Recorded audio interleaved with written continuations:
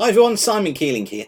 Now you know that I bang on about using SKU-T diagrams and how useful they are to be able to plan your flying over the next few days. And just because I'm looking at taking a flight tomorrow from Hapeley Green, I've been doing some planning this morning as to looking at what the weather's going to be like during tomorrow, which will be Monday the 23rd of December. So I thought it might be useful for you to see how I use the SKU-Ts and the surface charts in order to be able to decide what time it's best to fly and what it's going to be like flying tomorrow. So this is just a very quick heads up video for you, which I hope that you'll find useful, and perhaps if you've not been to weather school yet, then you'll come along at some point. And don't forget as well that I've got my online course, A Pilot's Guide to SKU-Ts, which will help you understand all about the wonderful world of the SKU-T and how much information it can open up to you. So I just wanted to show you this.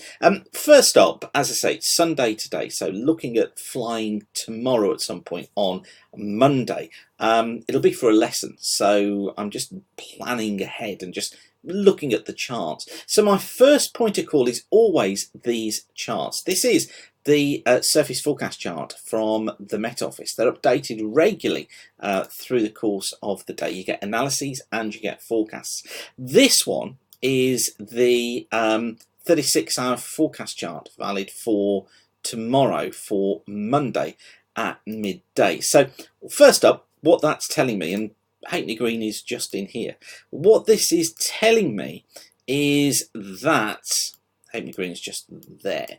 What this is telling me, first of all, what do I notice? Well, low pressure's in control, but I also notice too, look, the isobars here, which are the lines running through here, can you see that they're quite close together? Immediately what that tells me is that it's going to be a breezy day.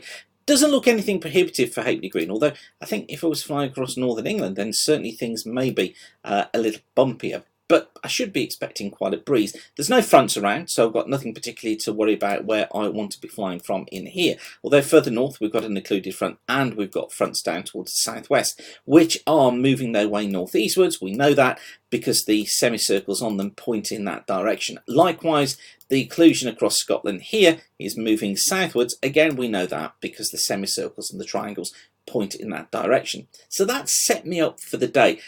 Generally looking at that chart, probably nothing to be too concerned about, apart from in the back of my mind, I'm always thinking about the wind. So let's take a look at the SKU-T diagrams then. And effectively, the SKU-T diagram is just a chart of temperature versus height.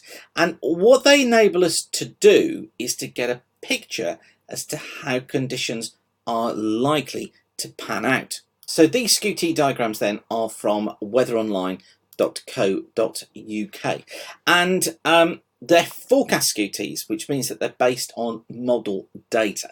So you've got to remember these are forecasts, not actuals. These are forecast SKU-Ts, and this is the forecast valid for 9 o'clock in the morning.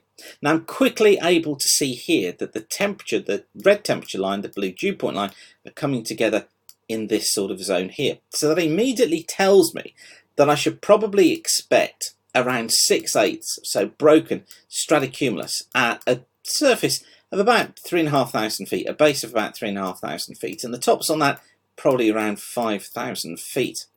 I'm also interested in the winds. Surface winds are showing me at around, well, probably best part of 10 to 15 knots.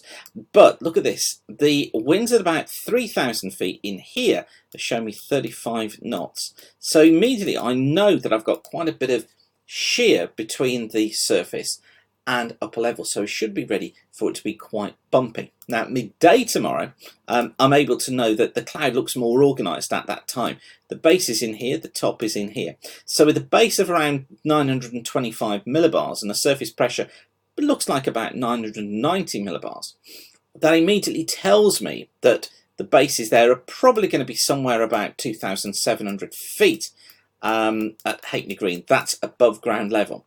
And the tops there are a little bit higher, probably at around 6,000 feet. Now, what that could indicate is that there is potentially just enough depth there, perhaps, for a shower to develop. So it's a low risk, it's nothing heavy. and it would just be a few spots, I think, more than anything else.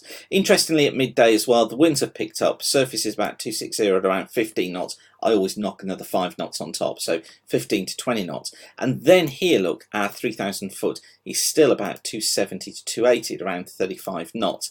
And then for 3 o'clock tomorrow afternoon, bit of a change actually, because our cloud look has gone. So whereas we were sort of 7/8 on the 12 o'clock skew-T, that was about 7/8 broken cloud, probably strata Q going into Q.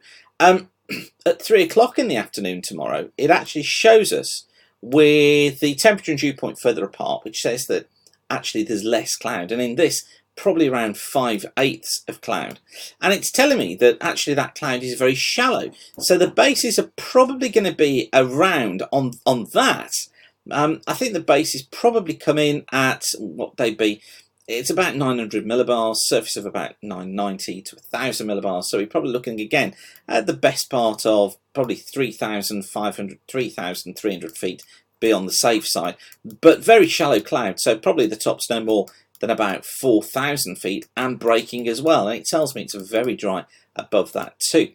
So what am I thinking for tomorrow? Well, take into account everything. So we're going to take into account that surface chart, and we're going to take into account the skew-Ts that we've just seen.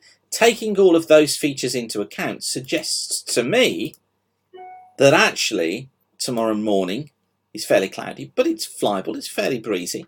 Tomorrow afternoon may briefly get a shower, again pretty breezy, it's going to throw the aircraft around a little bit. And then tomorrow afternoon, things settling off a little bit, and even the winds tomorrow afternoon look as if they are going to ease off a touch. So it looks like the surface wind becomes about a 240 at around 10 to 15 knots, 2,000, 270 at about 25 knots, so things easing off. So perhaps if I want a smoother flight, then I should be choosing late tomorrow afternoon. If I'm not bothered about the bumps, then probably go in the morning, and again if I'm not bothered about a shower, then go towards midday. All day looks generally flyable, it's just the strength of the wind that could be the problem.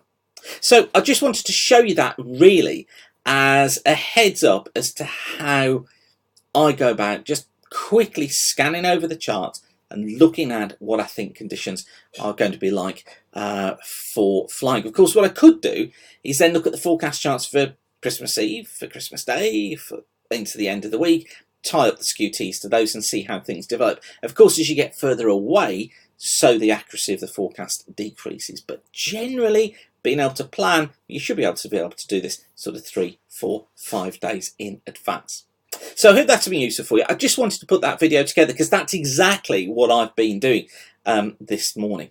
As I say, don't forget, if you've not been to Aviation Weather School yet, do get yourself along.